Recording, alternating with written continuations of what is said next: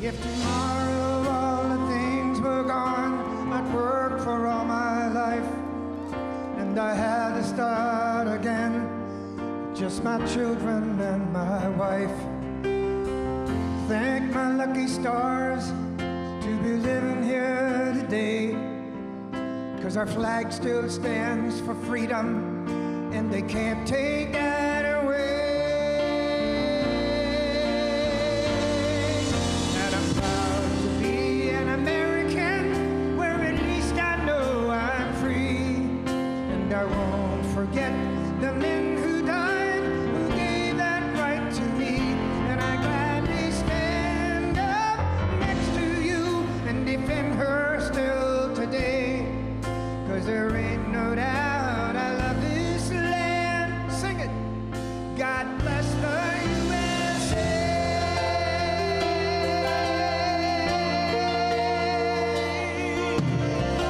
Yeah.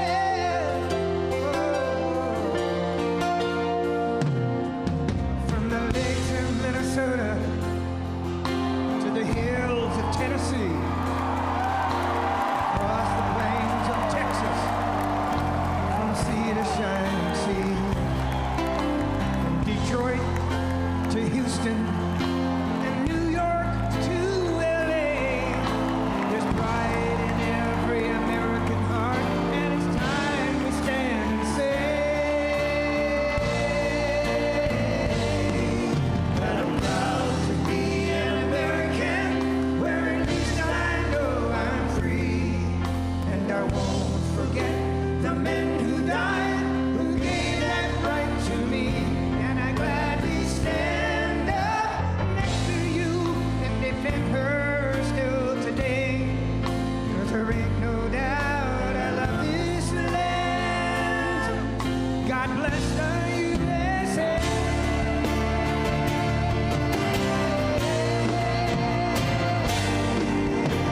And I'm proud to be an American, where at least I know I'm free, and I won't forget the men who died, who gave that right to me, and I gladly stand up next to you and defend her still today, 'cause there ain't no doubt I love this land.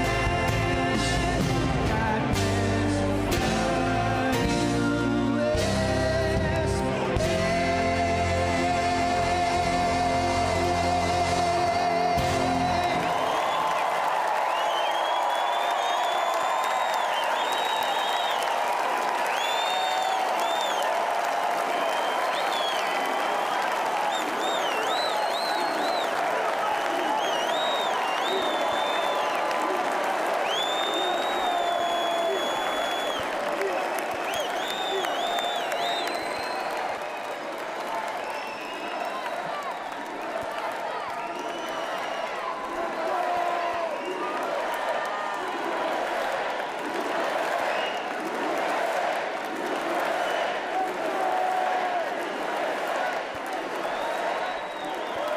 Thank you very much.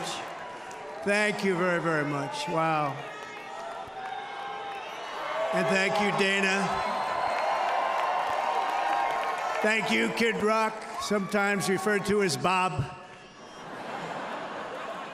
And thank you, Lee, right from the beginning. Thank you very much. What a talent. What a beautiful, beautiful song. Thank you. Friends, delegates, and fellow citizens, I stand before you this evening with a message of confidence, strength, and hope. 4 months from now, we will have an incredible victory, and we will begin the 4 greatest years in the history of our country. Together, we will launch a new era of safety, prosperity, and freedom for citizens of every race, religion, color, and creed. The discord and division in our society must be healed. We must heal it quickly. As Americans, we are bound together by a single fate and a shared destiny. We rise together or we fall apart. I am running to be president for all of America, not half of America, because there is no victory in winning for half of America. So tonight, with faith and devotion, I proudly accept your nomination for President of the United States. Thank you.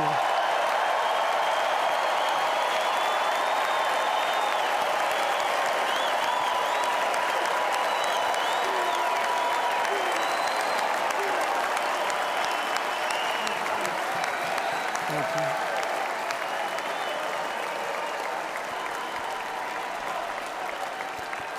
Thank you very much.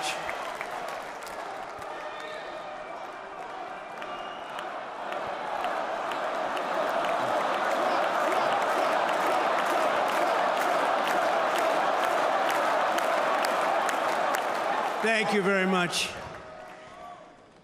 And we will do it right. Going to do it right.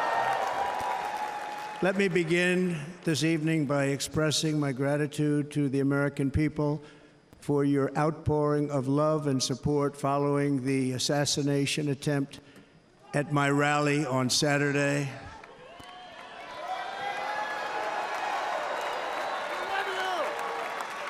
As you already know, the assassin's bullet came within a quarter of an inch of taking my life. So many people have asked me, what happened? Tell us what happened, please. And therefore, I will tell you exactly what happened, and you'll never hear it from me a second time because it's actually too painful to tell. It was a warm, beautiful day in the early evening in Butler Township in the great Commonwealth of Pennsylvania. Music was loudly playing, and the campaign was doing really well. I went to the stage, and the crowd was cheering wildly. Everybody was happy. I began speaking very strongly, powerfully, and happily because I was discussing the great job my administration did on immigration at the southern border. We were very proud of it.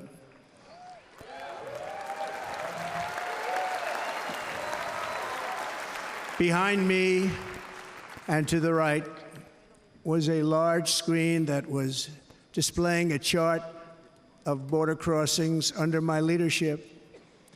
The numbers were absolutely amazing. In order to see the chart, I started to, like this, turn to my right and was ready to begin a little bit further turn, which I'm very lucky I didn't do, when I heard a loud whizzing sound and felt something hit me really, really hard on my right ear. I said to myself, wow, what was that? It can only be a bullet. And moved my right hand to my ear, brought it down. My hand was covered with blood, just absolutely blood all over the place. I immediately knew it was very serious, that we were under attack, and in one movement proceeded to drop to the ground. Bullets were continuing to fly as very brave Secret Service agents rushed to the stage, and they really did, they rushed to the stage.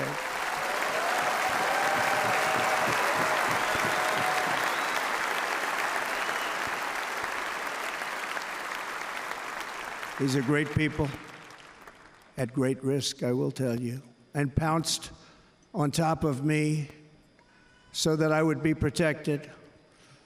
There was blood pouring everywhere, and yet, in a certain way, I felt very safe because I had God on my side. I felt that.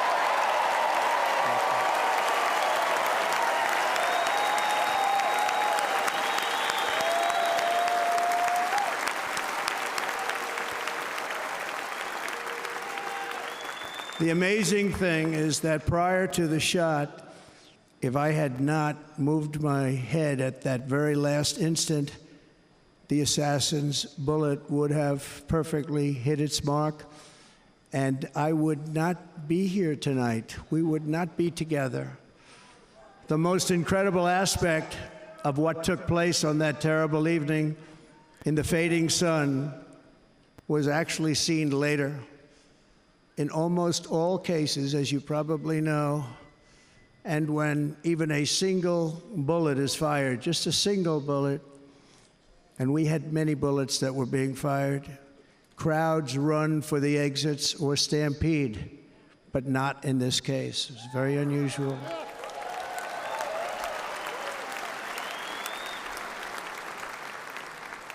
This massive crowd of tens of thousands of people stood by and didn't move an inch.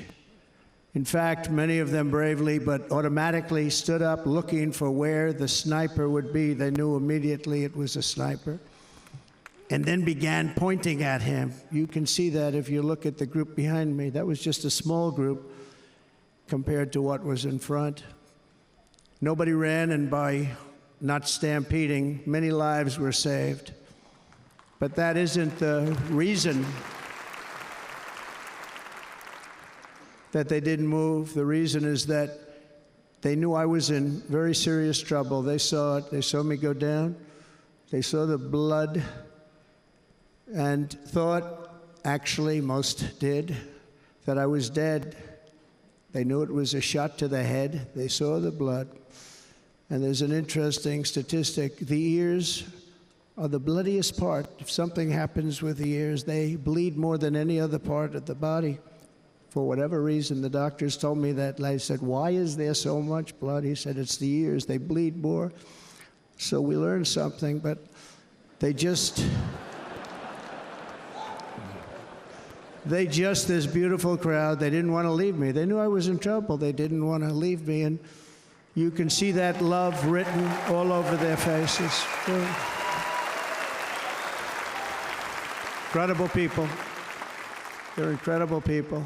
Bullets were flying over us, yet I felt serene. But now the Secret Service agents were putting themselves in peril. They were in very dangerous territory. Bullets were flying right over them, missing them by a very small amount of inches. And then it all stopped.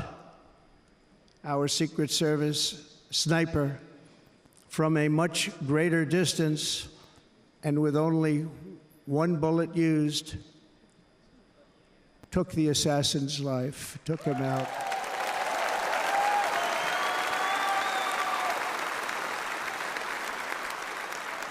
I'm not supposed to be here tonight. Not supposed to be here. Yeah.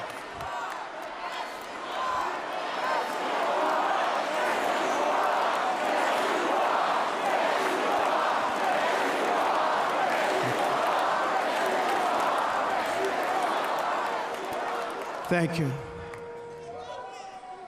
But I'm not. And I'll tell you, I stand before you in this arena only by the grace of Almighty God.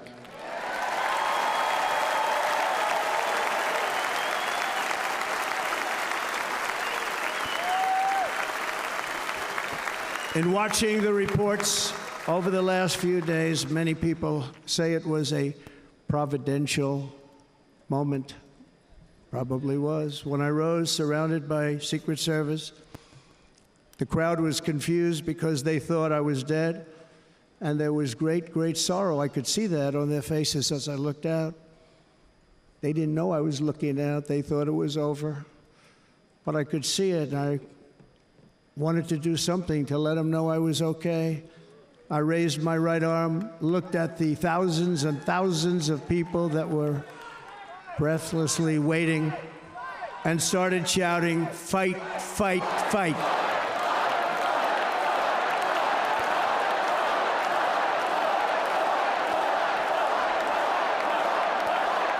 Thank you. Once my clenched fist went up, and it was high into the air. You've all seen that. The crowd realized I was okay and roared with pride for our country like no crowd I have ever heard before. Never heard anything like it. For the rest of my life, I will be grateful for the love shown by that giant audience of patriots that stood bravely on that fateful evening in Pennsylvania. Tragically, the shooter claimed the life of one of our fellow Americans, Corey, comparator, unbelievable person, everybody tells me. Unbelievable. And seriously wounded, two other great warriors, spoke to them today, David Dutch and James Copenhaver, two great people. I also spoke to all three families of these tremendous people. Our love and prayers are with them, and always will be. We're never going to forget them. They came for a great rally. They were serious Trumpsters, I want to tell you. They were serious Trumpsters, and still are. But Corey, unfortunately, we have to use the past tense. He was incredible. He was a highly respected former fire chief, respected by everybody. Was accompanied by his wife, Helen, incredible woman. I spoke to her today, devastated, and two precious daughters. He lost his life selflessly, acting as a human shield to protect them from flying bullets. He went right over the top of them and was hit. What a fine man he was.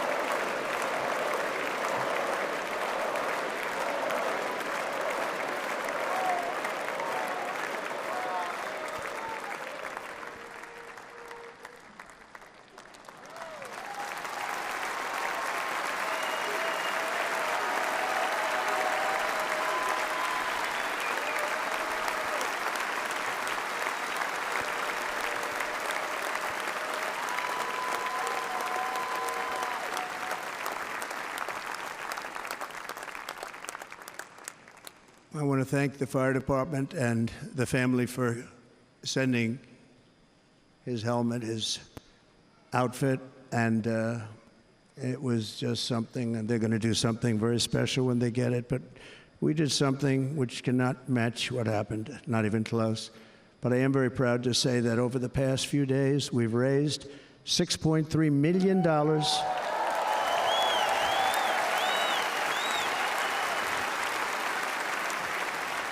for the families of David, James, and Corey, including from a friend of mine, just called up, he sent me a check right here, I just got it, $1 million. From Dan Newland, thank you, Dan. And again, when speaking to the family, I told them, I said, well, I'm going to be sending you a lot of money, but it can't compensate. They all said the same thing. You're right, sir. We appreciate so much what you're doing, but nothing can take the place in the case of Corey. And the other two, by the way, they were very, very seriously injured, but now they're doing very well. They're going to be okay. They're going to be doing very well.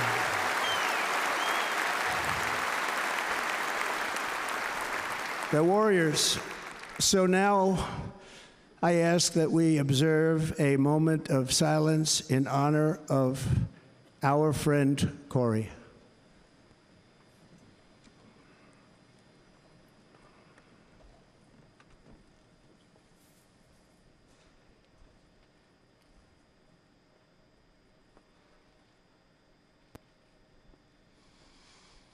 There is no greater love than to lay down one's life for others.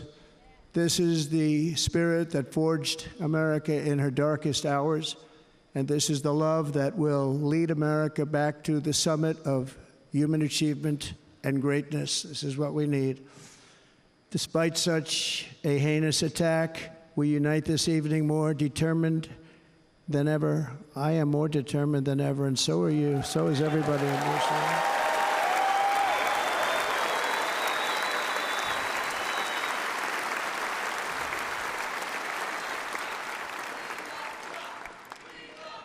Thank you. Thank you very much.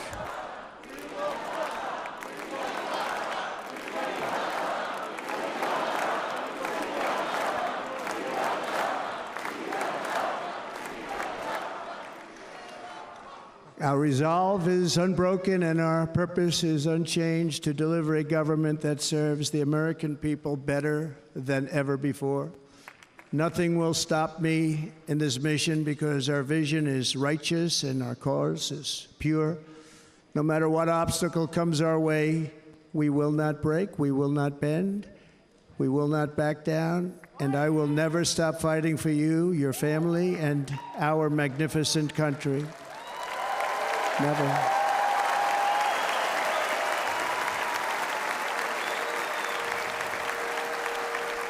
And everything I have to give with all of the energy and fight in my heart and soul, I pledge to our nation tonight. Thank you very much. I pledge that to our nation.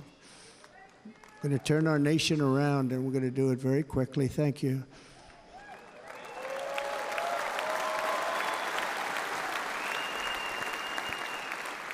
This election should be about the issues facing our country and how to make America successful, safe, free, and great again.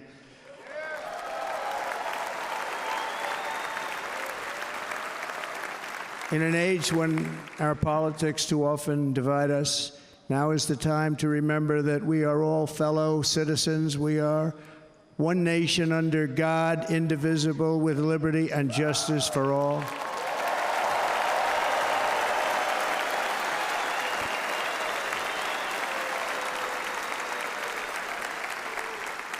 And we must not criminalize dissent or demonize political disagreement, which is what's been happening in our country lately at a level that nobody has ever seen before. In that spirit, the Democrat Party should immediately stop weaponizing the justice system and labeling their political opponent as an enemy of democracy.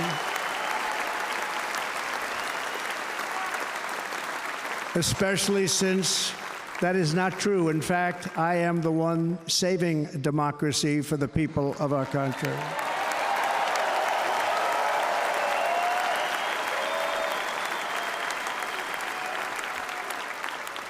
And very big news, as you probably just read, on Monday a major ruling was handed down from a highly respected federal judge in Florida, Eileen Cannon, finding that the prosecutor and the fake documents case against me were totally unconstitutional, and the entire case was thrown out of court. With all of that publicity, thrown out of court. If Democrats want to unify our country, they should drop these partisan witch hunts, which I have been going through for approximately 8 years. And they should do that without delay and allow an election to proceed that is worthy of our people. We're going to win it anyway, but worthy of our people. On this journey, I am deeply honored to be joined by my amazing wife, Melania.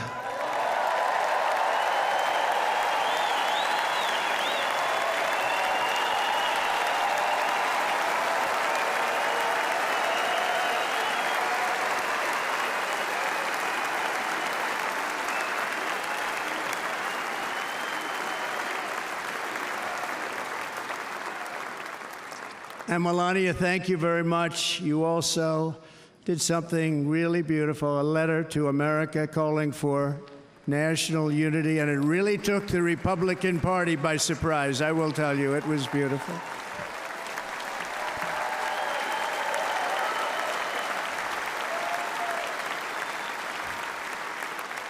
In fact, some very serious people said that we should take that letter and put it as part of the Republican platform. That would be an honor, wouldn't it? Right? Mr. Congressman? but it captivated so many. So I also want to thank my entire family for being here, Don, Kimberly, Ivanka and Jared, Eric and Lara, Tiffany and Michael, Baron. We love our Baron.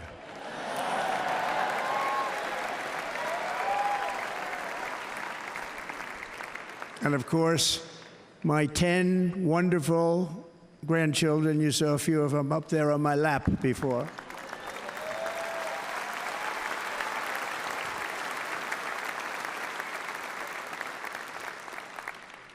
And how good was Dana? Was Dana good? I mean, was he good? He was on probably the only vacation he's had in about, maybe ever, because he works, but about 10 years with his wife, very far away. I won't tell you where, but very, very far away, beautiful place.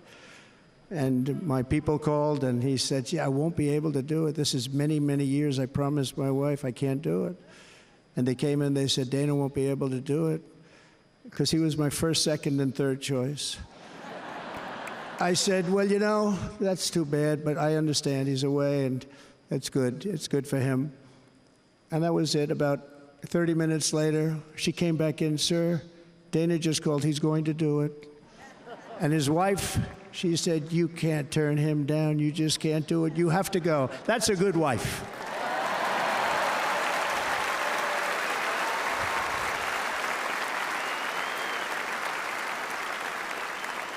So he got on a plane. He got here a little while ago. Now he's going to get on the plane in a little while, and he's going to go back home to his wife. But they're great, and I just want to thank her and him and their whole family, because that's not easy. And Kid Rock, same thing. Called, he said, I want to be a part of it. I want to be a part, because, Kid does his great song, big, big monster song. I had no idea. He became a friend of mine over the last 10 years. And he's amazing. Everyone loves him. I didn't even know how big he was. He has rallies, 35, 40,000 people he gets every time he goes out. I think he's making so much money, he doesn't know what the hell to do with it. You want to know? And then we have my other friend, and I've known him so long, and we took that song, and it was a big success, but we made that. I saw a chart of great songs to America. That was #1 on the chart recently, #1. So that's Lee Greenwood, a very special, beautiful person. He's a beautiful man. But they all wanted to be here. They called. And how about the Hulkster? How good was he? Is he up? Where is he? Boy, oh boy.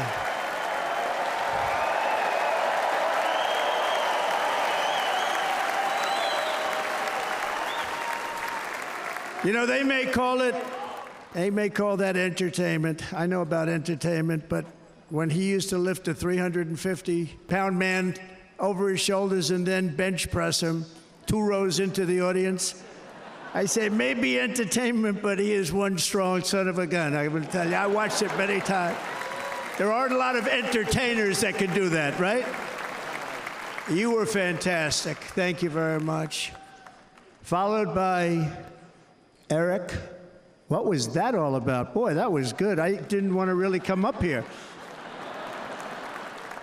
But he was so great, and he's such a good young man. He went through a lot of trouble, and Don last night was incredible. They went through so much trouble. They got subpoenaed more than any people probably in the history of the United States. Every week they get another subpoena from the Democrats, crazy Nancy Pelosi, the whole thing, just boom, boom, boom. They've got to stop that, because they're destroying our country. We have to work on making America great again, not on beating people. And we won. We beat them in all. We beat them on the impeachments. We beat them on indictments. We beat them. But the time that you have to spend, if they would devote that genius to helping our country, we'd have a much stronger and better country.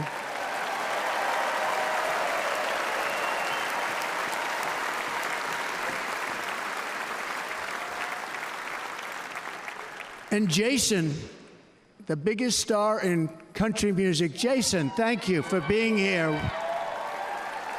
Jason, thank you very much. Jason Aldean, he's good. I like his wife even better, by the way. She's here. Thank you, Jason. But I'm thrilled to have a new friend and partner fighting by my side.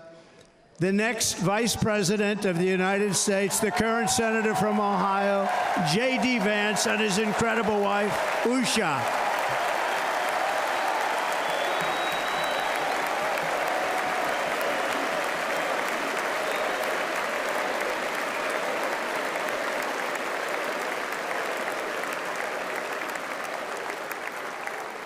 He's going to be a great Vice President. He's going to be great. He'll be with this country and with this movement, greatest movement in the history of our country, Make America Great Again.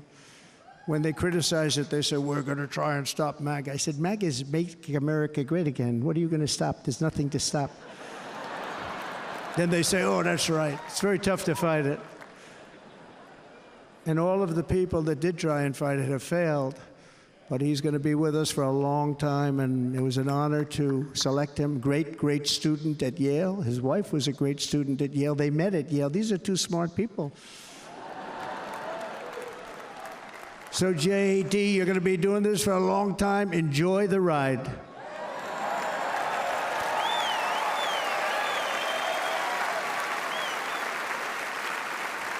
And a very special thank you to the extraordinary people of Milwaukee and the great state of, oh, there they are. There they are. You are so easy to spot. And Green Bay's going to have a good team this year, right? They're going to have a good team. They're going to have a good team. Most of the audience doesn't like it, but it's true. You're going to have a very good team this year. And by the way, Wisconsin, we are spending over $250 million here creating jobs and other economic development all over the place. So I hope you will remember this in November and give us your vote. I am trying to buy your vote. I'll be honest about that.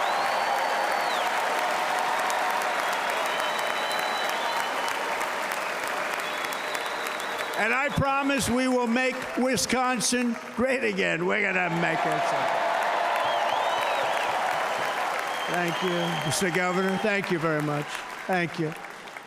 I'm here tonight to lay out a vision for the whole nation, to every citizen, whether you're a young or old man or woman, Democrat, Republican, or independent, black or white, Asian or Hispanic. I extend to you a hand of loyalty and of friendship. Together we will lead America to new heights of greatness like the world has never seen before. We were right there in the first term. We got hit with COVID. We did a great job. Nobody knew what it was, but nobody's ever seen an economy pre-COVID. And then we handed over a stock market that was substantially higher than just prior to COVID. Coming in, did a great job. Never got credit for that. We got credit for the war and defeating ISIS and so many things, the great economy, the biggest tax cuts ever, the biggest regulation cuts ever, the creation of Space Force, the rebuilding of our military. We did so much. We did so much. Right to try. Right to try is a big deal. We got right to try. They were trying to get that for 52 years. Somebody is terminally ill. And hopefully there's nobody in this audience, but it does happen a lot. They're terminally ill and they can't use our new space-age drugs and other things that we are way ahead. We have the greatest doctors in the world, the greatest laboratories in the world, and you can't do it. They've been trying to get that approved for 52 years. Wasn't that easy? The insurance companies didn't want to do it. They didn't want the risk. The labs didn't want to do it because if it didn't work, people are pretty far down the line toward death. They didn't want to do it. The doctors didn't want to have it on their records, so I got everybody into an office. 52 years they tried. Sounds simple, but it's not. And I got them to agree that somebody that needs it will, instead of going to Asia or Europe or someplace, or if you have no money, going home and dying, just die. We got them to sign an agreement, agree to it, where they're not going to sue anybody. They're going to get all of this stuff. They're going to get it really fast. And What's happened is we're saving thousands and thousands of lives. It's incredible. Right to try. It's a great feeling. Under our leadership, the United States will be respected again. No nation will question our power. No enemy will doubt our might. Our borders will be totally secure. Our economy will soar. We will return law and order to our streets, patriotism to our schools, and importantly, we will restore peace, stability, and harmony all throughout the world. But to achieve this future, we must first rescue our nation from failed and even incompetent leadership. We have totally incompetent leadership. This will be the most important election in the history of our country. Under the current administration, we are indeed a nation in decline. We have an inflation crisis that is making life unaffordable, ravaging the incomes of working and low-income families, and crushing, just simply crushing our people like never before. They've never seen anything like it. We also have an illegal immigration crisis, and it's taking place right now as we sit here in this beautiful arena. It's a massive invasion at our southern border that has spread misery, crime, poverty, disease, and destruction to communities all across our land. Nobody's ever seen anything like it. Then there's an international crisis, the likes of which the world has seldom been part of. Nobody can believe what's happening. War is now raging in Europe and the Middle East. A growing specter of conflict hangs over Taiwan, Korea, the Philippines, and all of Asia. And our planet is teetering on the edge of World War III. And this will be a war like no other war because of weaponry. The weapons are no longer army tanks going back and forth shooting at each other. These weapons are obliteration. It's time for a change. This administration can't come close to solving the problems. We're dealing with very tough, very fierce people. They're fierce people. And we don't have fierce people. We have people that are a lot less than fierce, except when it comes to cheating on elections and a couple of other things. Then they're fierce. Then they're fierce. So tonight, I make this pledge to the great people of America. I will end the devastating inflation crisis immediately, bring down interest rates, and lower the cost of energy. We will drill, baby, drill.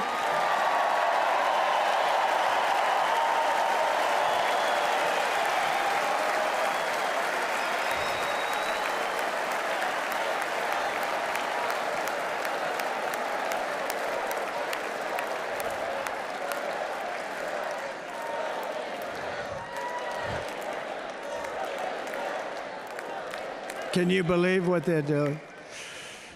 But by doing that, we will lead a large-scale decline in prices. Prices will start to come down. Energy raised it. They took our energy policies and destroyed them. Then they immediately went back to them, but by that time, so much was lost. But we will do it at levels that nobody's ever seen before, and we'll end lots of different things. We'll start paying off debt and start lowering taxes even further. We gave you the largest tax cut. We'll do it more. You know, people don't realize I brought taxes way down, way down, and yet we took in more revenues the following year than we did when the tax rate was much higher. Most people said, how did you do that? Because it was incentive. Everybody was coming to the country. They were bringing back billions and billions of dollars into our country. The companies made it impossible to bring it back. The tax rate was too high, and the legal complications were far too great. I changed both of them, and hundreds of billions of dollars by Apple and so many other companies were brought back into our nation, and we had an economy the likes of which no nation had ever seen. China, we were beating them at levels that were incredible. And they know it. They know it. We'll do it again, but we'll do it even better. I will end the illegal immigration crisis by closing our border and finishing the wall, most of which I've already built.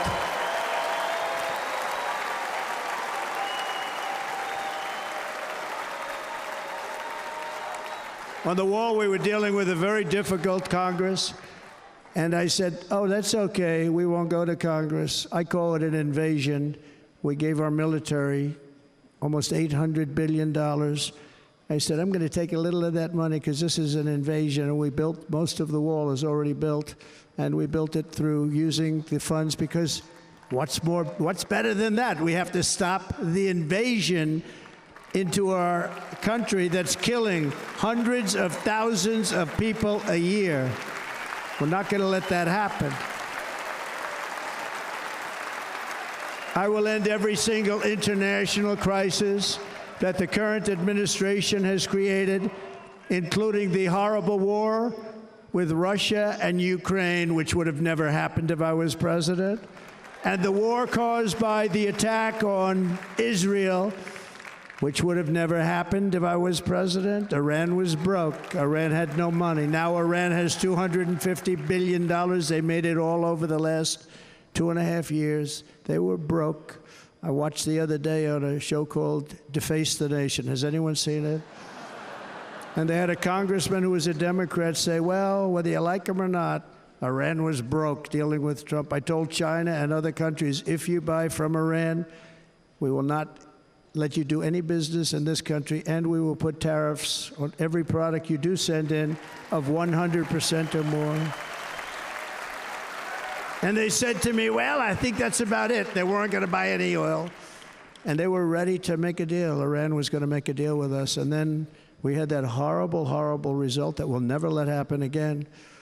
The election result, we're never going to let that happen again. They used COVID to cheat. We're never going to let it happen again. And they took off all the sanctions, and they did everything possible for Iran. And now Iran is very close to having a nuclear weapon, which would have never happened. This is a shame what this administration, the damage that this administration has done. And I say it often, if you took the 10 worst presidents in the history of the United States, think of it, the 10 worst, added them up, they will not have done the damage that Biden has done. Only going to use the term once. Biden, I'm not going to use the name anymore, just one time. The damage that he's done to this country is unthinkable. It's unthinkable. Together we will restore vision, strength, competence, and we're going to have a thing called common sense making most of our decisions, actually. It's all common sense. Just a few short years ago, under my presidency, we had the most secure border and best economy in the history of our country, in the history of the world. We had the greatest economy in the history of the world. We had never done anything like it. We were beating every country, including China, by leaps and bounds. Nobody had seen anything like it. We had no inflation. Soaring incomes were going. Nobody can believe it. You can't believe what happened 4 years ago is happening now in reverse. And the world was at peace. Inflation has been a killer for our country. No matter what you make it doesn't matter because inflation is eating you alive. People that were putting away money, they were making great wages, the highest they've ever made, but they were putting away a lot of money. Now they are just being destroyed. They're not putting away anything. They're barely living. They're going into savings accounts. They're taking out their money to live because of inflation. Inflation, remember, it's called a country buster. You can go back to Germany from 100 years ago. You can go back to any country that suffered great inflation. We've suffered the worst inflation we've ever had. But go back and see what's happened to those countries. We've had the worst inflation we've ever had under this person. But in less than 4 years, our opponents have turned incredible success into unparalleled tragedy and failure. It's been a tremendous failure. Today, our cities are flooded with illegal aliens. Americans are being squeezed out of the labor force and their jobs are taken. And by the way, you know who's taking the jobs that are created? 107% of those jobs are taken by illegal aliens. And you know who's being hurt the most by millions of people pouring into our country? The black population and the Hispanic population, because they're taking the jobs from our black population, our Hispanic population, and they're also taking them from unions. The unions are suffering because of it. Thank you. Thank you. I like you too. Thank you very much. Inflation has wiped out the life savings of our citizens and forced the middle class into a state of depression and despair. That's what it is. It's despair and depression. We cannot and will not let this continue. Less than 4 years ago, we were a great nation, and we will soon be a great nation again. We're going to be a great nation again.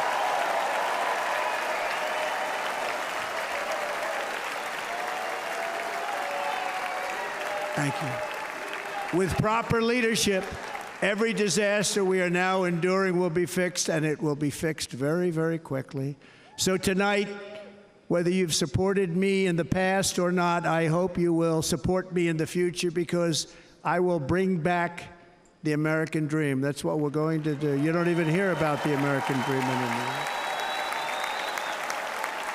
With great humility, I am asking you to be excited about the future of our country. Be excited. Be excited.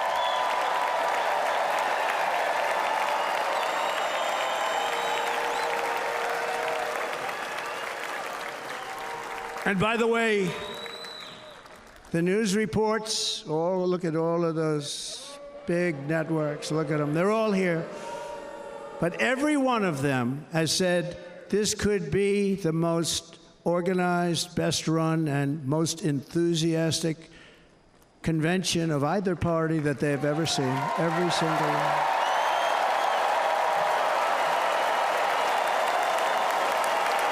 And it's true. It's true. And there's love in the room. There's great love in the room.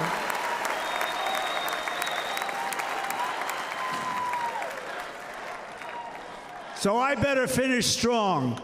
Otherwise, we'll blow it, and we can't let that happen.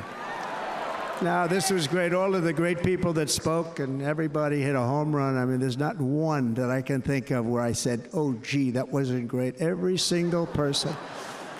I refuse to be the only one. Don't do that to me. They're already getting ready. See, I gave them an idea. Now, this was a great convention. This was, I think we're actually going to go home and miss it. You know, usually with a first of all, look at these crowds. You'd never have this at a convention. Look at these crowds.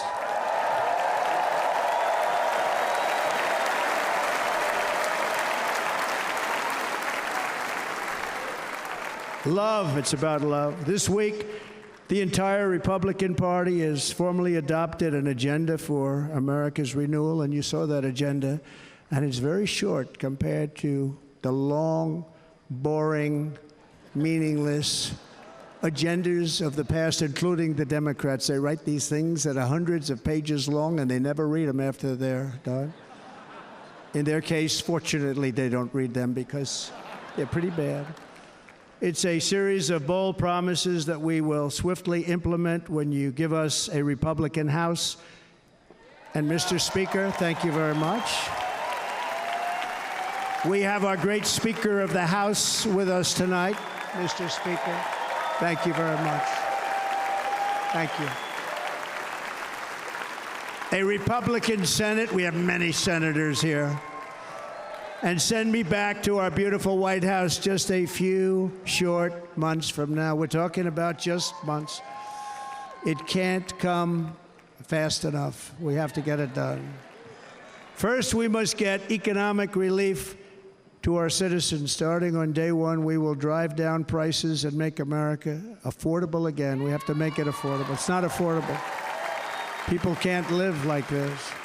Under this administration, our current administration, groceries are up 57%, gasoline is up 60 and 70%, mortgage rates have quadrupled.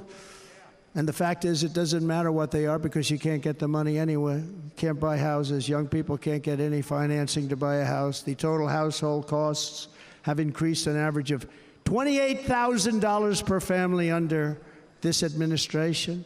Republicans have a plan to bring down prices and bring them down very, very rapidly. By slashing energy costs, we will in turn reduce the cost of transportation, manufacturing, and all household goods. So much starts with energy.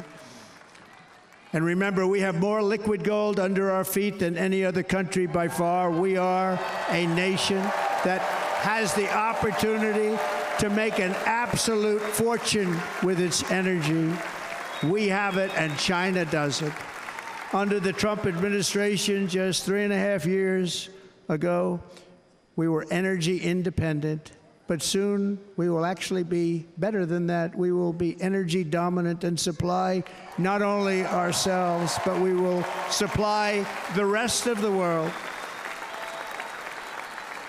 with numbers that nobody has ever seen, and we will reduce our debt, $36 trillion. We will start reducing that, and we will also reduce your taxes still further. Next, and by the way, they want to raise your taxes 4 times, think of it. And all my life I grew up watching politicians. I always loved politics. I guess I was on the other side. I'd watch and they were always talking about, we will give you a tax cut. We will give you a tax cut. My whole life I was watching, I will give you a tax cut, right, Mr. Congressman? That's all they talked about. This is the only administration that said, we're going to raise your taxes by 4 times what you're paying now, and people are supposed to vote for them? I've never heard it. You're paying too much. We're going to reduce your taxes still further. We gave you the biggest one, as I said. We're going to give you more, and it's going to lead to tremendous growth. We want growth in our country. That's what's going to pay off our debt.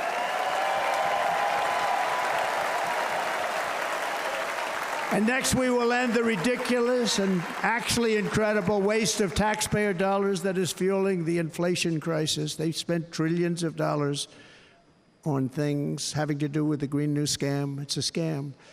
And that's caused tremendous inflationary pressures in addition to the cost of energy. And all of the trillions of dollars that are sitting there not yet spent, we will redirect that money for important projects like roads, bridges, dams, and we will not allow it to be spent on meaningless Green New Scam ideas.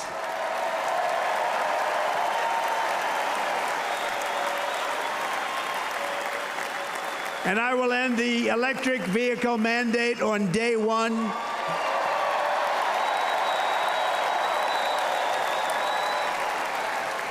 Thereby saving the U.S. auto industry from complete obliteration, which is happening right now, and saving U.S. customers thousands and thousands of dollars per car. And right now, as we speak, large factories just started are being built across the border in Mexico. So with all the other things happening on our border, and they're being built by China to make cars and to sell them into our country, no tax, no anything. The United Auto Workers ought to be ashamed for allowing this to happen. And the leader of the United Auto Workers should be fired immediately. And every single auto worker, union and non-union, should be voting for Donald Trump, because we're going to bring back car manufacturing, and we're going to bring it back fast.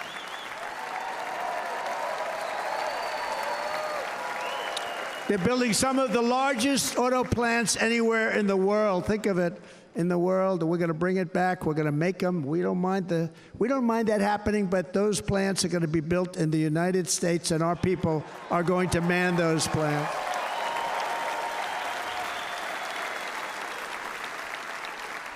And if they don't agree with us, we'll put a tariff of approximately 100 to 200% on each car, and they will be unsellable in the United States.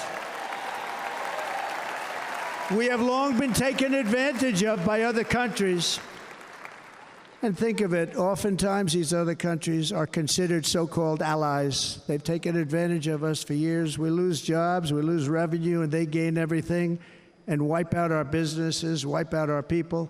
I stopped it for 4 years. I stopped it, and we're really ready to make changes like nobody had seen before. And remember, USMCA, I got rid of NAFTA, the worst trade deal ever made, and replaced it with USMCA, which is, they say, the best trade deal ever made. Actually, probably the best trade deal was the deal I made with China, where they buy $50 billion worth of our product. They were buying nothing. They buy $50 billion worth. They had to. But I don't even talk about it because of COVID. I don't even mention it, frankly, because of what happened with the China virus.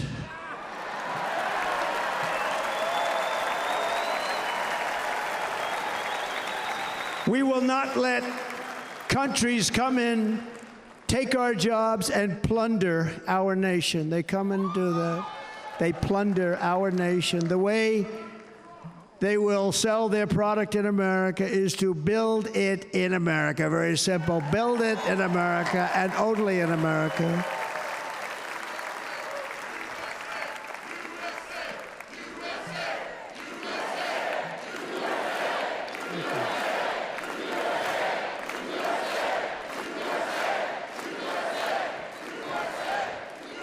And this very simple formula, and Congress has to go along with us, and they will. This very simple formula will create massive numbers of jobs. We will take over the auto industry again, and many, many, hundreds of thousands of jobs. We lost so many jobs over the years. If you go back 20, 25 years, they've stolen, going to China and Mexico, about 68% of our auto industry manufacturing jobs. We're going to get them all back. We're going to get them all back, every one of them. At the center of our plan for economic relief are massive tax cuts for workers that include something else that's turned out to be very popular, actually. Here it's very popular in this building and all those hotels that I saw that are so nice. I'm staying in a nice one. It's called no tax on tips. No tax on tips. No tax on tips.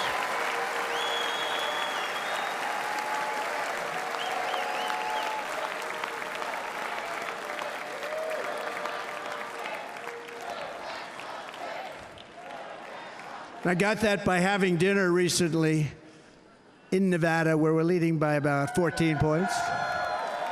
Hello. I'll see you there very soon, everybody. And we're having dinner at a beautiful restaurant in the Trump building on the Strip, and it's a great building, and the waitress comes over. How's everything going? A really nice person. How's everything? Oh, sir, it's so tough. The government's after me all the time on tips, tips, tips. I said, well, they give you cash. Would they be able to find him? She said, actually, and I didn't know this, she said, very little cash is given. It's all put right on the check. And they come in and they take so much of our money, it's just ridiculous. And they don't believe anything we say. And they've just hired, as you know, 88,000 agents to go after him even more. And I said, this shows the level of my, most people go out, they hire consultants, they pay millions of dollars. But I said to her, let me just ask you a question. Would you be happy if you had no tax on tips? She said, what a great idea. I got my information from a very smart waitress. That's better than spending millions of dollars. And everybody loves it. Waitresses and caddies and drivers and everybody. It's a large group of people that are being really hurt badly. They make money, let them keep their money. I'm going to protect Social Security and Medicare. Democrats are going to destroy Social Security and Medicare because all of these people, by the millions they're coming in, they're going to be on Social Security and Medicare and other things, and you're not able to afford it. They are destroying your Social Security and your Medicare. Under my plan, incomes will skyrocket, inflation will vanish completely, jobs will come roaring back, and the middle class will prosper like never, ever before, and we're going to do it very rapidly.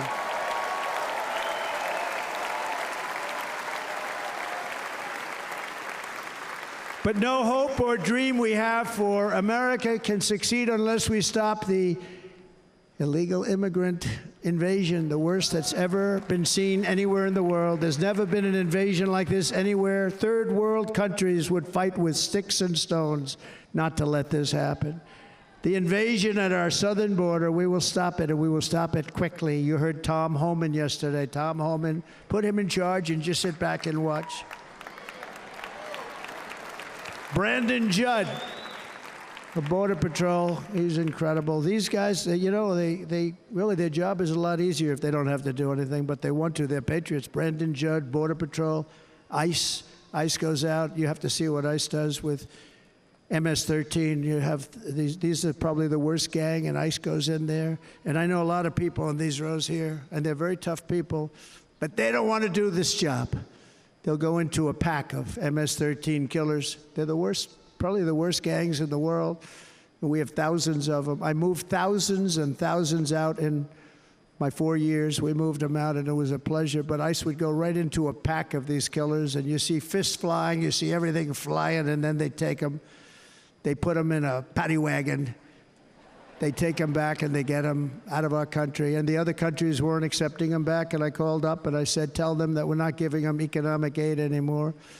And the next day, I got calls from all of these countries that were terminated. Billions of dollars we spend on economic aid to countries that does us, frankly, no good. And the next day I was called by everybody. I couldn't take all the calls. Sir, what's the problem? I said, you won't take your killers back that you sent in caravans into America. You won't take them back. Well, sir, if you'd like us to, we would give very serious consideration to doing that.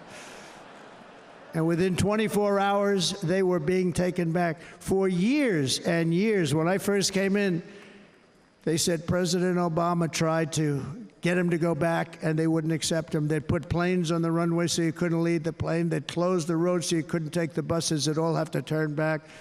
As soon as I said no more economic aid of any kind to any country that does that, they called back and they said, sir, it would be our great honor to take MS-13. We love them very much. We love them very much, sir. We'll take them back. At the heart of the Republican platform is our pledge to end this border nightmare and fully restore the sacred and sovereign borders of the United States of America, and we're going to do that on day one.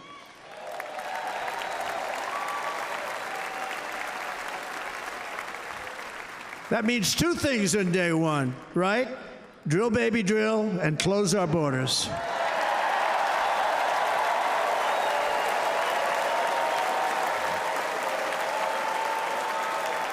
And by the way, and I think everybody as a Republican, as a patriot in this room, and most Democrats, we want people to come into our country, but they have to come into our country legally. Legally. Less than 4 years ago, I handed this administration the strongest border in American history.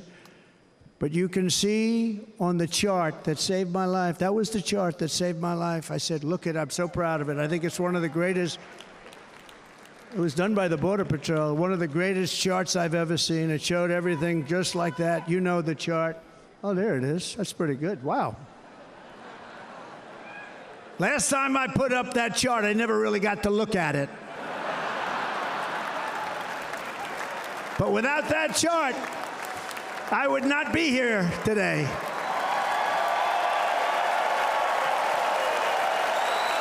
Never got to look at it.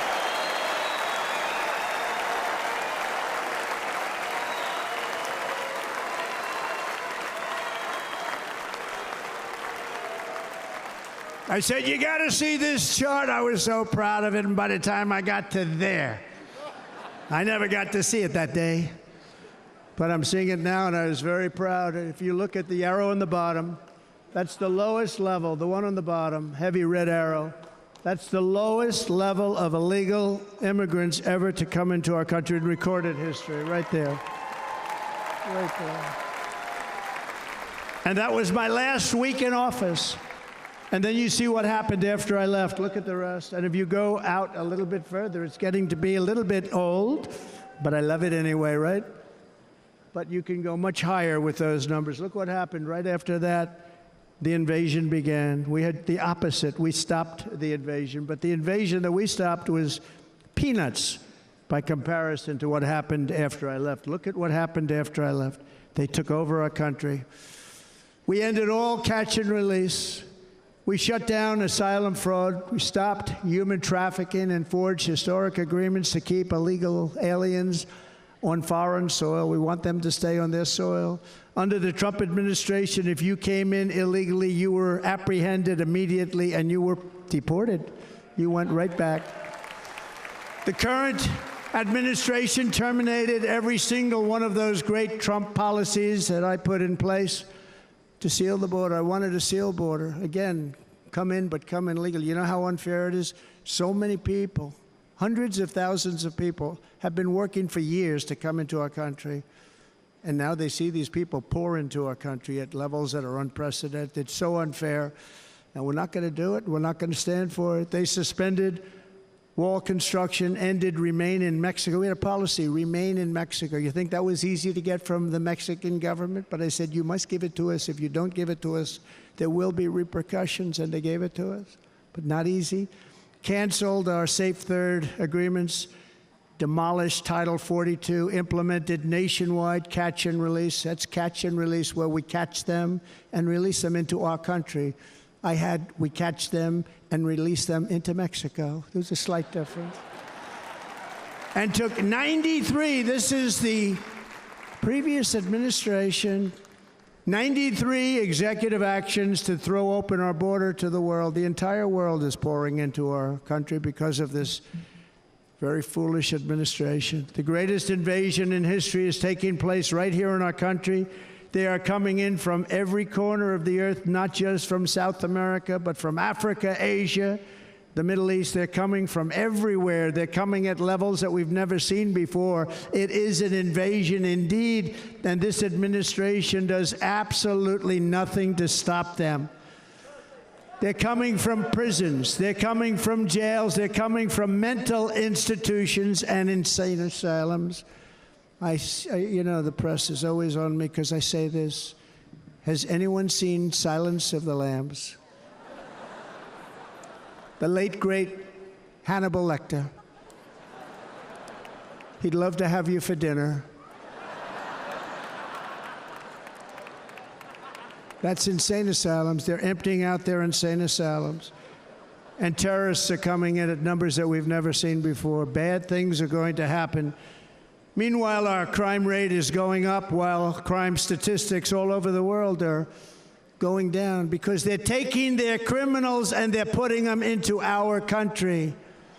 A certain country, and I happen to like the president of that country very much, but he's been getting great publicity because he's a wonderful shepherd of the country. He says how well the country's doing because their crime rate is down. And he said he's training all of these rough people. They're rough. He's training them. And I've been reading about this for 2 years. I think, oh, that's wonderful. Let's take a look at it. But then I realized he's not training them. He's sending all of his criminals, his drug dealers, his people that are in jails, he's sending them all to the United States. And he's different in that he doesn't say that. He's trying to convince everybody what a wonderful job he does in running the country. Well, he doesn't do a wonderful job. And by the way, if I ran one of the countries, many countries from all over, I would be worse than any of them. I would have had the place totally emptied out already.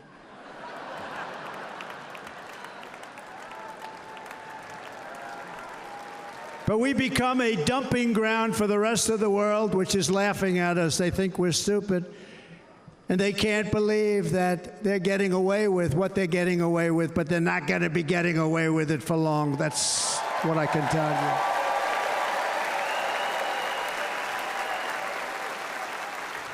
you. In Venezuela, Caracas, high crime.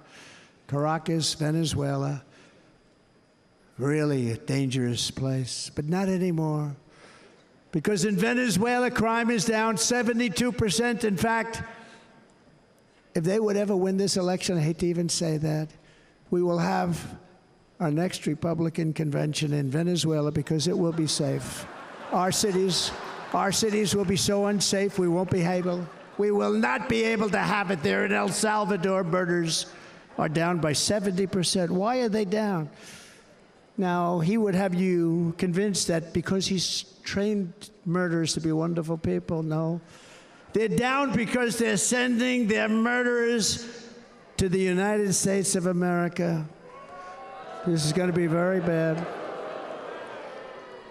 And bad things are going to happen, and you're seeing it happen all the time. That's why, to keep our families safe, the Republican platform promises to launch the largest deportation operation in the history of our country. Even larger than that of President Dwight D. Eisenhower from many years ago. You know, he was a moderate, but he believed very strongly in borders. He had the largest deportation operation we've ever had. Just recently, I spoke to the grieving mother of Jocelyn, Nungary, a wonderful woman. A precious 12-year-old girl from Houston who last month was tied up, assaulted, and strangled to death after walking to the convenience store just a block away from her house. Her body was dumped near the side of the road in a shallow creek, found by some onlookers who couldn't believe what they had witnessed.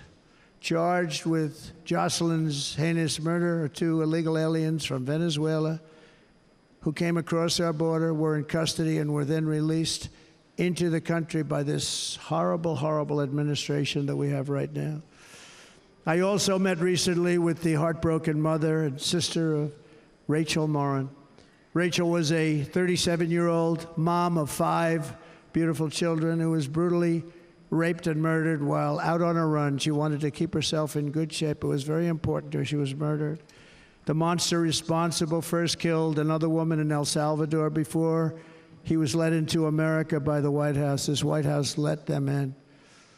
He then attacked a 9-year-old girl and her mother in a home invasion in Los Angeles before murdering Rachel in Maryland. Traveled all throughout the country, doing tremendous damage. Rachel's mother will never be the same. I spent time with her. She will never be the same. I've also met with the wonderful family of Laken Riley, the brilliant 22-year-old nursing student. She was so proud of being first in her class, who was out for a jog on the campus of the University of Georgia when she was assaulted, beaten, and horrifically killed.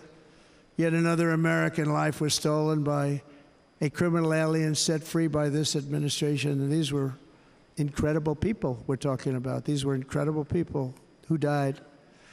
Tonight, America, this is my vow. I will not let these killers and criminals into our country.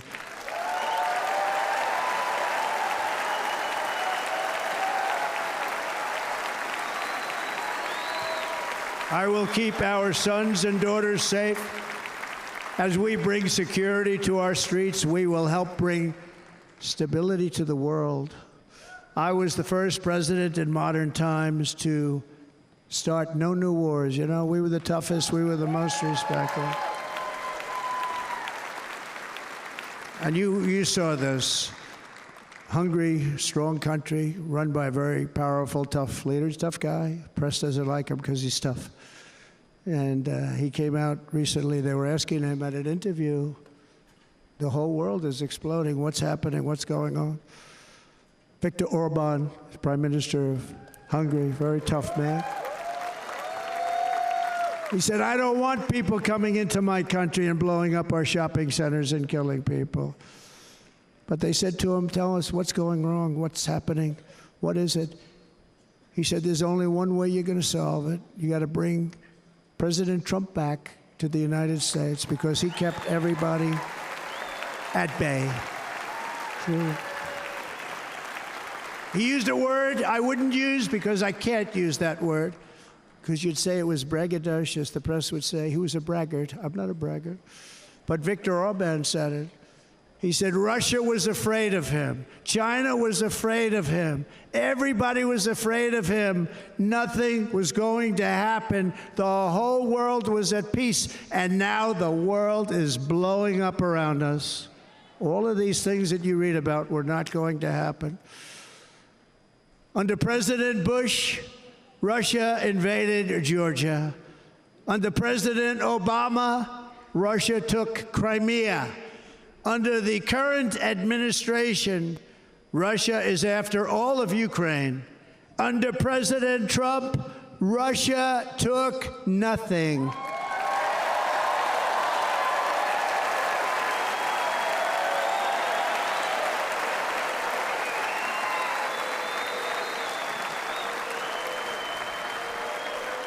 We defeated 100% of ISIS in Syria and Iraq, something that was said to take 5 years, sir. It'll take 5 years, sir. We did it in a matter of a couple of months. We have a great military. Our military is not woke. It's just some of the fools on top that are woke.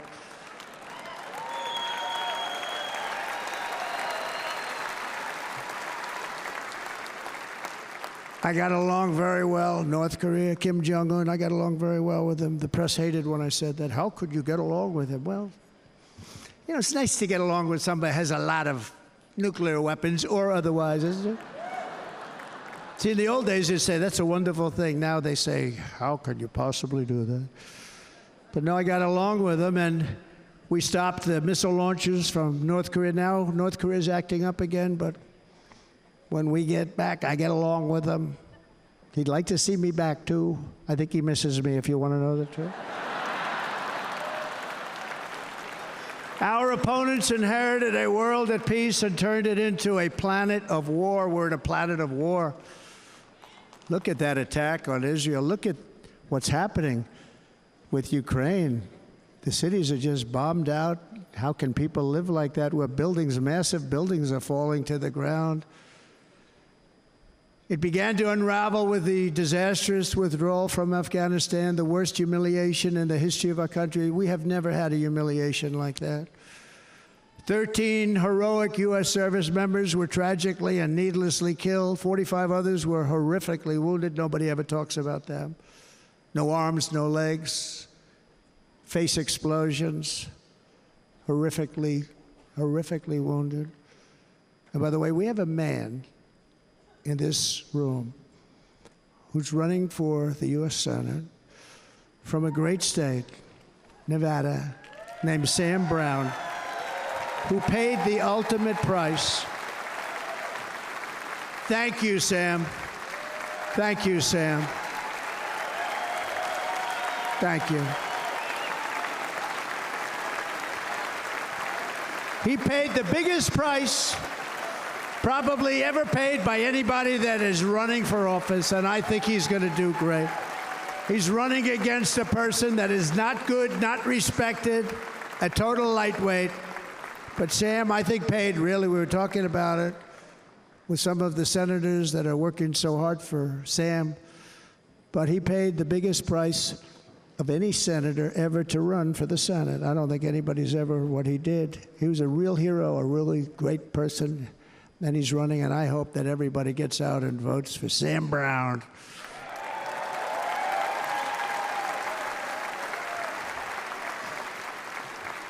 And we also left behind $85 billion worth of military equipment, along with many American citizens were left behind.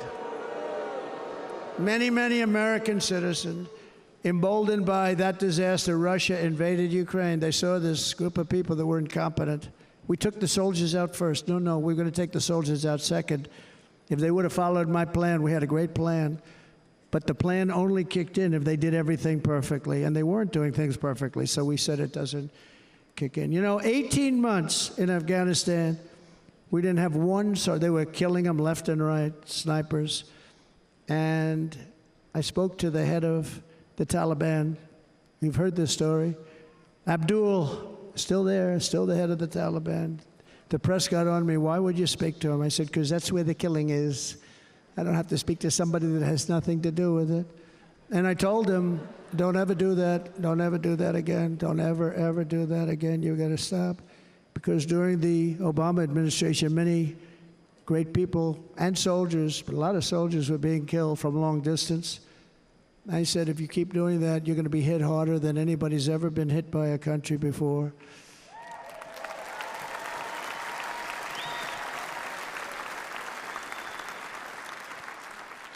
And he said, I understand, Your Excellency. He called me Your Excellency. I wonder if he calls the other guy Your Excellency. I doubt it. The other guy gave him everything. I mean, what kind of a deal was that? He walked out, gave him everything. Do you know that right now Afghanistan is one of the largest sellers of weapons in the world? They're selling the brand new, beautiful weapons that we gave them. But think of it, he actually said to me, but why do you show me a picture of my home? I said, you'll have to ask your people or one of your wives. But he could figure it out. And for 18 months, we had not one attack on an American soldier by the Taliban. 18 months.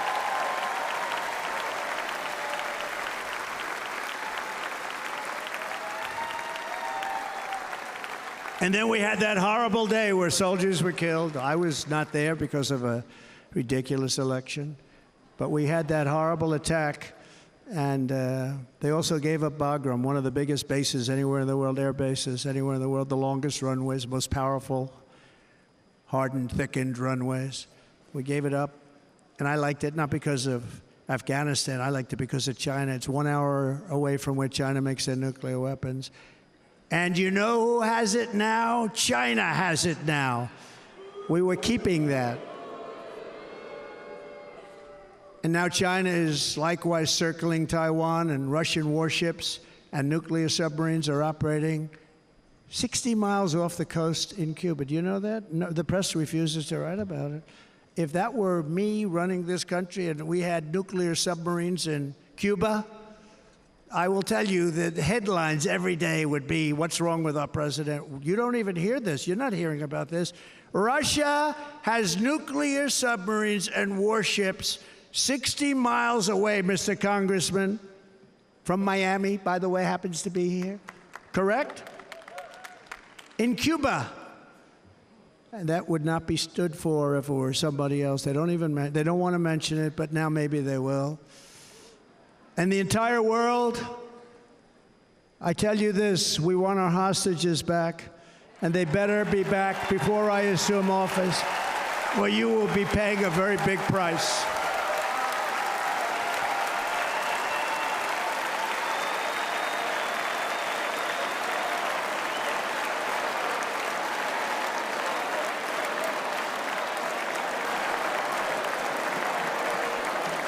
With our victory in November, the years of war, weakness, and chaos will be over. I don't have wars. I had no wars other than ISIS, which I defeated, but that was a war that was started. We had no wars. I could stop wars with a telephone call. I could stop wars with just a telephone call. If properly stated, it would never start. We will replenish our military and build an Iron Dome missile defense system to ensure that no enemy can strike our homeland. And this great Iron Dome will be built entirely in the USA. We're going to build it in the USA. And Wisconsin, just like I gave you that massive ship contract, and you're doing a very nice job, Governor, right? Thank you, Governor. And they're doing a great job. In fact, I had a little design change, and we gave them a tremendous for essentially what we used to call destroyers. These are now the most beautiful. They look like yachts. I said, we have to take the bow, and we have to make it a little nicer and a little point at the top instead of a flat nose. And the people at the shipyard said, this guy sort of knows what he's doing. We have the most beautiful ships, right, Governor? And everybody's sitting over there. And it was a big contract that everybody wanted. I gave it to Wisconsin, but we're going to have a lot of that built right here in the state of Wisconsin and all other states. Israel has an Iron Dome. They have a missile defense system. 342 missiles were shot into Israel, and only one got through a little bit. It was badly wounded. It fell to the ground, but most of them are. And Ronald Reagan wanted this many years ago, but we really didn't have the technology many years ago. Remember, they called it Starship, spaceship, anything to mock him. But he was a very good president, very, very good. But now we have unbelievable technology. And why should other countries have this and we don't? No, we're going to build an Iron Dome over our country, and we're going to be sure that nothing can come and harm our people. And again, from an economic development standpoint, we're going to make it all right here. No more sending it out to other countries in order to help. It's America first. America first. We will unleash the power of American innovation. And as we do, we will soon be on the verge of finding the cures to cancer, Alzheimer's disease, and many other diseases. We're going to get to the bottom of it. You remember this gentleman that I don't want to mention other than one time I had to, because when you say you're the 10 worst, I had to do it. I didn't want anybody to be confused. But this man said, we're going to find a cure to cancer. Nothing happened. We're going to get to the cure for cancer and Alzheimer's and so many other things. We're so close to doing something great. but we need a leader that will let it be done. We will not have men playing in women's sports. That will end immediately.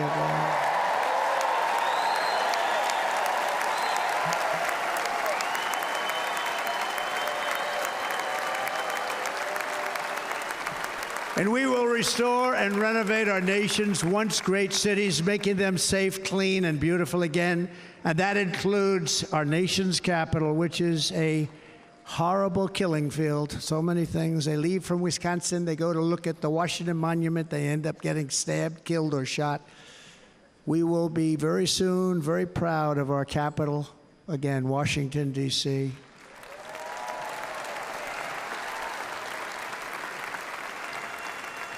America is on the cusp of a new golden age, but we will have the courage to seize it. We're going to take it. We're going to make it a current. We're going to bring this into a golden age like never seen before. Remember this, China wants to do it. Japan wants to do it. All of these countries want to do it. We have to produce massive amounts of energy if we're going to produce the new.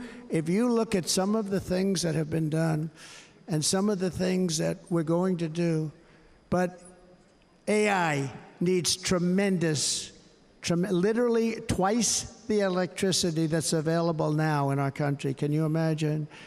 But instead, we're spending places where they recharge electric cars. They built 8 chargers at a certain location toward the Midwest.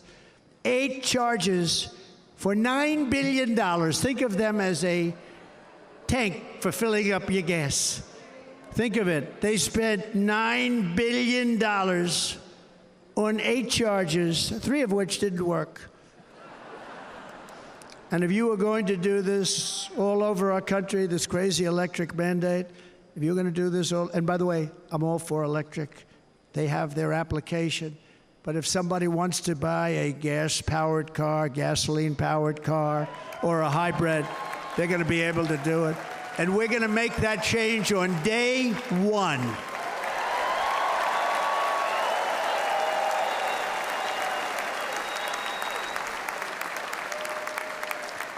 So to conclude, just a few short days ago, my journey with you nearly ended. We know that.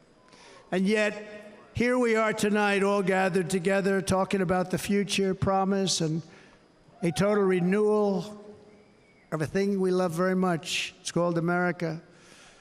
We live in a world of miracles. None of us knows God's plan or where life's adventure will take us. I want to thank Franklin Graham for being here tonight. He's an outstanding man. He wrote me a note recently. I have a lot of respect for him. Sir, I love your storytelling. I think it's great in front of these big rallies. But, sir, please do me one favor. It won't make any difference. Please don't use any foul language. I was a little embarrassed. He said, it won't make any difference. Actually, it does. The story's not quite as good, but I've been very good. The story is not quite as good, to be honest. I've got to have a little talk with Franklin, but he was great. He's a great gentleman. His father was so incredible, Billy Graham. My father used to love taking me to see Billy Graham. My father would take me to see Billy Graham at Yankee Stadium. He had the biggest rallies you've ever seen. He was a good rally guy, too. But he'd get up, and he was a fantastic guy. My father loved Billy Graham. But I love Franklin Graham. I think Franklin's been fantastic, and I'm working so hard to adhere to his note to me. I'm working hard on it, Franklin. But if the events of last Saturday make anything clear, it is that every single moment we have on earth is a gift from God.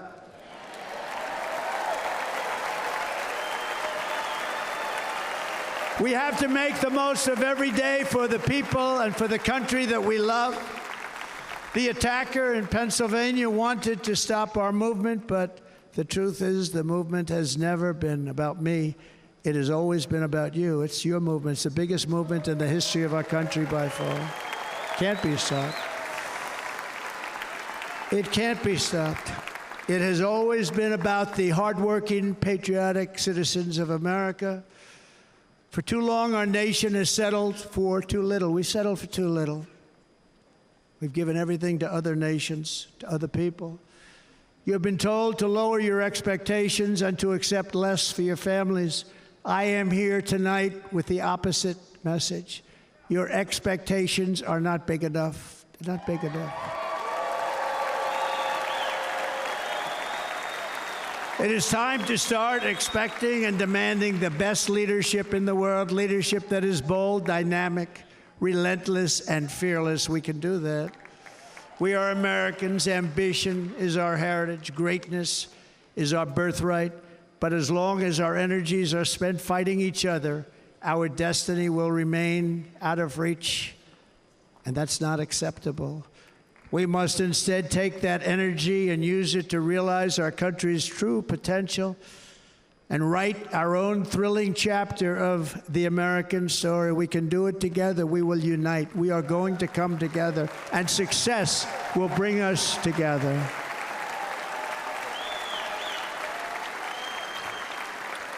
It is a story of love, sacrifice, and so many other things. And remember the word devotion. It's unmatched devotion. Our American ancestors crossed the Delaware, survived the icy winter at Valley Forge, and defeated a mighty empire to establish our cherished republic. They fought so hard, they lost so many. They pushed thousands and thousands of miles across a dangerous frontier, taming the wilderness to build a life and a magnificent home for their family. They packed their families into covered wagons, trekked across hazardous trails, scaled towering mountains, and braved rivers and rapids to stake their claim on the wide open, new, and very beautiful frontier. When our way of life was threatened, American patriots marched onto the battlefield, raced into enemy strongholds, and stared down death and stared down those enemies to keep alive the flame of freedom. At Yorktown, Gettysburg, and Midway, they joined the roll call of immortal heroes. So many heroes, so many great, great people. And we have to cherish those people. We can't forget those people. We have to cherish those people.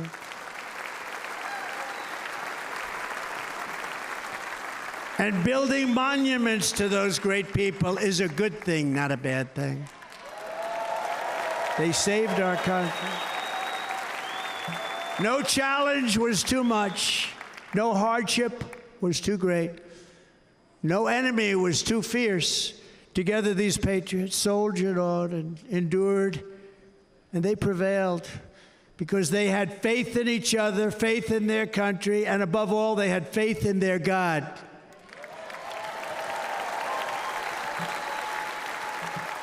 Just like our ancestors, we must now come together, rise above past differences.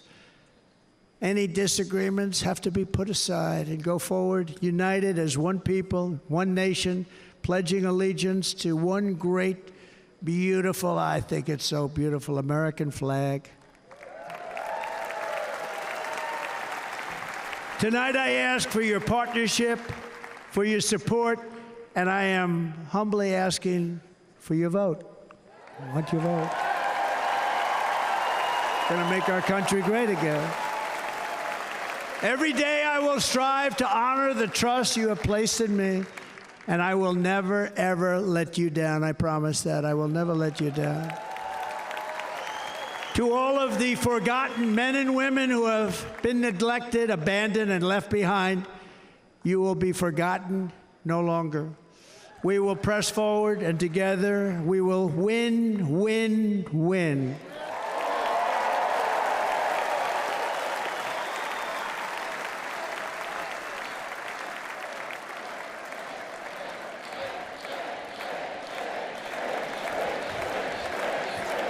Win, win, win, win, win, win. Nothing will sway us, nothing will slow us, and no one will ever stop us.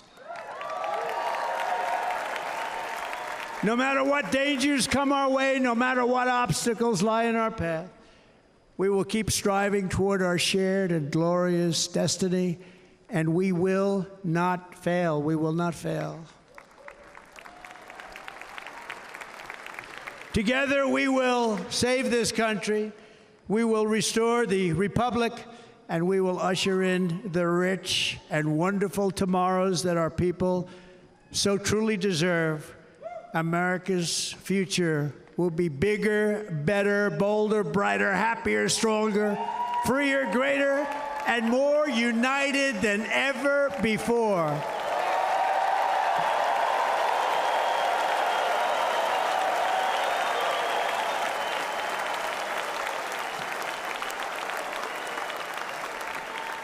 And quite simply put, we will very quickly make America great again. Thank you very much. Thank you very much, Wisconsin. God bless you. God bless you, Wisconsin, and God bless the United States of America, our great country. Thank you very much, everybody. Thank you.